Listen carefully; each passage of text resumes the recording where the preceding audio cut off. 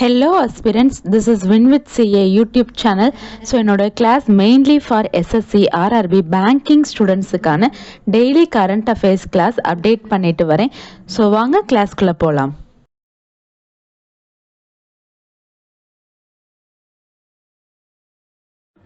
October 28 உடைய current affairs revision பார்ப்போம். First news. So ஏஷியனுடைய 11th மெம்பராக இணைந்த நாடு ஈஸ்ட் தைமூர்.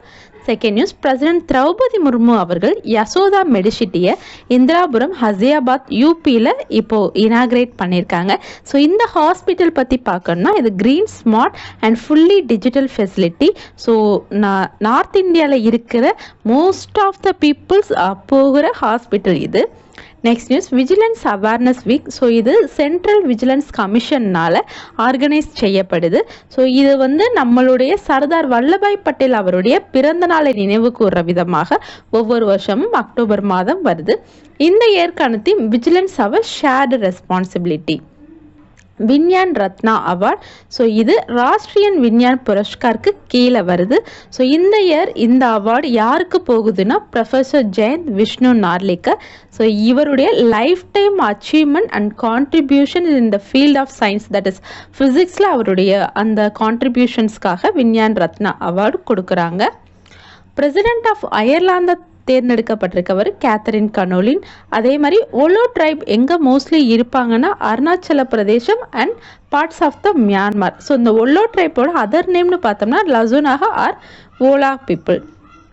ஸோ இந்தியா இப்போது ஒரு largest tri service exercise conduct பண்ணுறோம். ஸோ திரிஷூல் தட் இஸ் எங்கே நடக்கும் அப்படின்னா நம்மளுடைய ராஜஸ்தான், குஜராத், நார்த் அரபிக் கடல் அந்த எல்லை பகுதிகளில் நடக்கும். இது ஒரு 12 days நடக்கும்.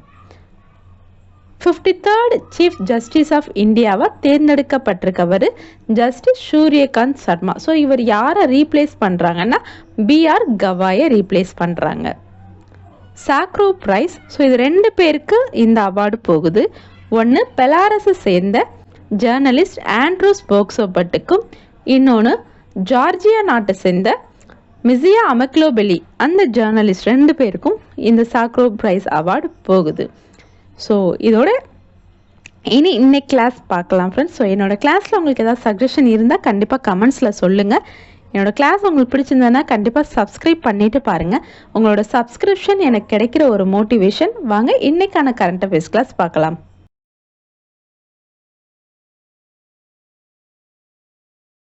ஏஷியன் இந்தியா மெரைடைம் கோஆப்ரேஷனுடைய 22nd மீட்டிங் இப்போ நடந்தது, சமிட் நடந்தது. ஸோ அதில் ஏஷியன் நம்மளுடைய இந்தியாவுக்கு 2026 ஆண்டை மெரைடைம் கோஆப்ரேஷன் ஆண்டாக அறிவிச்சிருக்கு. இதே இது லாஸ்ட் இயர் நம்மளுடைய இந்தியாவை 2025 அப்படின்றது இந்தியா இயர் ஆஃப் டூரிசமாக அறிவிச்சிருந்தது. ஸோ இப்போது நலந்தா யூனிவர்சிட்டியில் அதே மாதிரி இந்த இந்தியன் மெரைடைம் எக்ஸசைஸ்க்காக ஒரு சென்டர் அங்கே அமைக்க இருக்காங்க. ஸோ இது மூலியமாக நம்மளுக்கு சஸ்டைனபிள் டெவலப்மெண்ட் நேவிகேஷனில் இருக்கும் அப்படின்றது தான். அதே மாதிரி இது ப்ளூ எக்கனாமியை ஃபாலோ பண்ணுது. தட் இஸ் சி மைனிங்ஸில் அந்த ரிலேட்டடில் டெக்னாலஜிஸில் இன்னும் நம்ம இம்ப்ரூவ் ஆகணும் அப்படின்றது தான் ப்ளூ எக்கனாமி. ஸோ இந்த நியூஸில் நமக்கு இம்பார்ட்டண்ட்டாக தெரிஞ்சுக்க வேண்டிய பாயிண்ட் என்ன அப்படின்னா, ஸோ 2026 ஆண்டு ஏஷியன் சமிட் என்னவா அறிவிச்சிருக்கு நம்மளுடைய இந்தியாவை அப்படின்னா மெரைடைம் கோஆப்ரேஷன் ஆண்டு. அதே இது 2025ன்றது இயர் ஆஃப் டூரிசமாக அறிவிச்சிருக்கு. எங்கே அந்த ஏஷியன் மெரைடைம் எக்ஸசைஸ்க்காக சென்டர் அமைக்க இருக்காங்கன்னா நலந்தா யூனிவர்சிட்டி.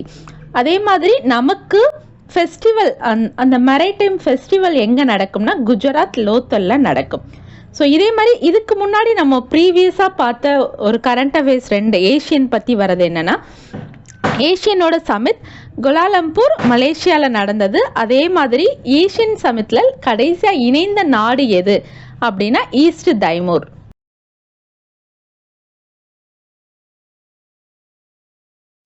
ஃபர்ஸ்ட் நான் NATO country to participate in Spain Ocean Sky 2025 is India. அதாவது இப்போ ஸ்பெயினுடைய ஓஷன் ஸ்கை 2025 எக்ஸசைஸ் நடந்தது.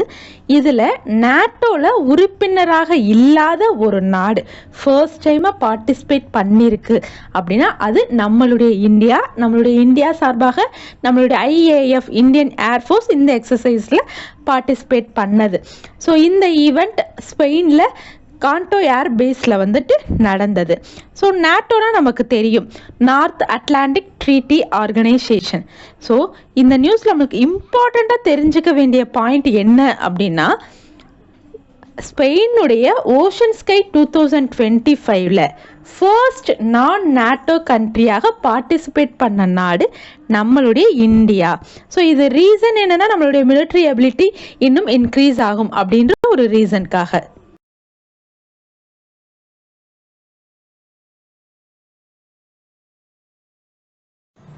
Global hackathon ஹெர்பிங்கர் 2025. ஸோ இதை யார் லான்ச் பண்ணா அப்படின்னு பார்த்தா நம்மளுடைய ரிசர்வ் பேங்க் ஆஃப் இந்தியா தான். என்ன பர்பஸ்க்காக அப்படின்னு பார்த்தோம்னா, so secure and user friendly financial solution. So ஒவ்வொரு கஸ்டமர்ஸ்க்கும் அவங்களுடைய அந்த பர்சனல் இன்ஃபர்மேஷன்ஸ், அவங்களுடைய அந்த அக்கௌண்டிங் இன்ஃபர்மேஷன்ஸ் எல்லாமே ரொம்ப செக்யூராகவும் யூசர் ஃப்ரெண்ட்லியாகவும் இருக்கிறதுக்காக இந்த ஹெர்பிங்கர் 2025 இன்னோவேஷன் அண்ட் ஃபார் டிரான்ஸ்ஃபர்மேஷன் கொண்டு வந்திருக்காங்க. ஸோ இந்த இயற்கான தீம் அப்படின்னு பார்த்தோம்னா, secure banking power by identity, integrity, inclusivity. So இந்த நியூஸில் நம்மளுக்கு இம்பார்ட்டண்ட்டாக தெரிஞ்சுக்க வேண்டிய பாயிண்ட் என்ன அப்படின்னா, குளோபல் ஹேக்கத்தான் ஹெர்பிங்கர் 2025 யார் லான்ச் பண்ணாங்க? Reserve Bank of India. Then இதோட பர்பஸ் என்ன, இதோட எய்ம் என்ன? So secure user friendly financial சொல்யூஷனுக்காகத்தான் இந்த ஹெர்பிங்கர் 2025 கொண்டு வரப்பட்டிருக்கு.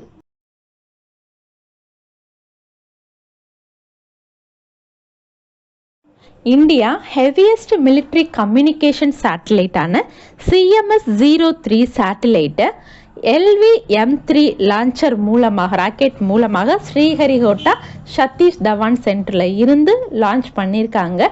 ஸோ இது ரொம்ப ஹெவியஸ்டான ஒரு கம்யூனிகேஷன் சேட்டலைட். வெயிட் பார்த்தோம்னாலே 4400 kilograms.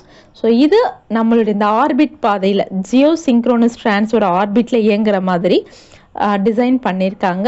ஸோ இந்த சேட்டலைட் நமக்கு இந்தியாவுக்கு பக்கத்தில் இருக்க அந்த ஓஷன் ரீஜியன்ஸில் இருக்கிற அந்த கம்யூனிகேஷன் சர்வீசஸ் பற்றின இன்ஃபர்மேஷன்ஸை ப்ரொவைட் பண்ணும்.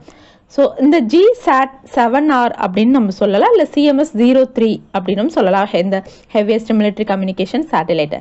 ஸோ இந்த ஸ்லைடில் நமக்கு இம்பார்ட்டண்ட்டாக தெரிஞ்சுக்க வேண்டிய point, so India launches heaviest military communication satellite, that name is CMS-03 or GSAT-7R. எங்க இருந்து லான்ச் பண்ணியிருக்காங்கன்னா, ஸ்ரீஹரிகோட்டா சதீஷ் தவான் சென்டர்ல இருந்து. எந்த ராக்கெட்ல இது பண்ணியிருக்காங்கன்னா, LV-M3 M5 ராக்கெட் மூலமாக லான்ச் செய்யப்பட்டிருக்கு. ஸோ இது ஜியோ சிங்க்ரோனஸ் டிரான்ஸ்ஃபர் ஆர்பிட் பாதையில் இயங்கும். Hanoi convention. ஸோ இது யுனைடெட் நேஷன்ஸோட ஒரு முக்கியமான ட்ரீட்டி. ஸோ இந்த இயர் 2025ல் எதை அப்ஜெக்டிவாக வச்சு செயல்படுறாங்க அப்படின்னா, ஸோ சைபர் கிரைம்ஸை குறைக்கணும் அப்படின்றது தான். ஸோ நம்மளுடைய இந்த எலக்ட்ரானிக் டேட்டாஸ் எல்லாமே ரொம்ப செக்யூராக மெயின்டைன் பண்ணணும். அப்போ தான் நம்மளுக்கு சைபர் கிரைம்ஸ் அப்படின்றத குறைக்க முடியும் அப்படின்றத முடிவு பண்ணி ஆரம்பிச்சிருக்காங்க. ஸோ நமக்கு இந்த ஸ்லைடில் இம்பார்ட்டண்ட்டாக தெரிஞ்சுக்க வேண்டிய பாயிண்ட், ஹனாய் கன்வென்ஷன் ஸோ என்ன ட்ரீட்டியில் சைன் பண்ணியிருக்காங்க அப்படின்னா, சைபர் கிரைம்ஸை குறைக்கிறதுக்காக. B-MAN scheme or building and management of aviation assets and network. So இது ஒரு 5-year பிளான் ஒடிசாவில் லான்ச் பண்ணியிருக்காங்க. எதுக்காகனா, ஏவியேஷன் செக்டார்ஸை டெவலப் பண்ணணும் அப்படின்றதுக்காக. ஸோ டோட்டல் அவுட்லேன்னு பார்த்தோம்னா 4182 crores செலவு பண்ணியிருக்காங்க. ஸோ இதோட முக்கியமான எய்மே இந்தியாவில் ஒடிசாவை லீடிங் ஏவியேஷன் ஹப்பாக மாற்றணும் ஈஸ்டர்ன் இந்தியாவில் அப்படின்றது தான் இதோட எய்ம். ஸோ இந்த நியூஸில் நமக்கு இம்பார்ட்டண்ட்டாக தெரிஞ்சுக்க வேண்டிய பாயிண்ட் என்னென்னா, B-MAN ஸ்கீம் அதோட full form building and management of aviation assets and network. So எங்கே லான்ச் பண்ணியிருக்காங்க? ஒடிசாவில். என்ன பர்பஸ்க்காக? ஒடிசாவில் ஏவியேஷன் செக்டார்ஸை டெவலப் பண்ணுறதுக்காக.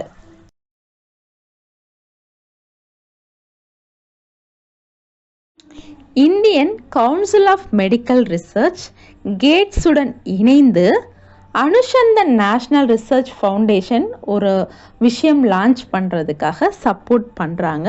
ஸோ இந்த ஏஎன்ஆர்எஃப் என்ன லான்ச் பண்ணுறாங்கன்னா மகாமெட்டெக் மிஷன். ஸோ இந்த மிஷனோட நோக்கம் என்ன அப்படின்னா, அதிகமான தாக்கம் இருக்கிற பகுதிகளில் மருத்துவம் அந்த ஃபெசிலிட்டி அப்படின்றது இன்னும் இம்ப்ரூவ் பண்ணணும், அவங்களுக்கு கொண்டு போகணும். ஏதாவது நோய் இருந்தால் அதை கண்டுபிடிக்கிறதுக்கு அங்கே எல்லா விதமான எக்யூப்மெண்ட்ஸுமே இருக்கணும் அப்படின்றத மெயினாக இருக்குது. ஸோ இது பார்த்தோம்னா ஒரு ப்ராஜெக்ட்டுக்கு 5 to 25 கோடி வரைக்கும் செலவு பண்ணுறாங்க. எக்ஸப்ஷனல் கேசஸில் 50 crores வரைக்கும் கூட அந்த ப்ராஜெக்ட்டுக்கு செலவு பண்ணுறாங்க.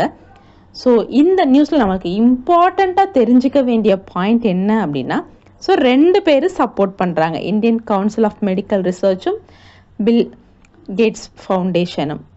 யாருக்கு? அனுசந்தன் நேஷ்னல் ரிசர்ச் ஃபவுண்டேஷனுக்கு. என்ன லான்ச் பண்ணுறாங்க? மகா மெட்டெக் மிஷன். நோக்கம் என்ன? ஹெல்த் கேரை ரொம்ப அக்சசிபிள் அண்ட் அஃபோர்டபுளாக கொண்டு போய் சேர்க்கணும் அப்படின்றதுக்காக.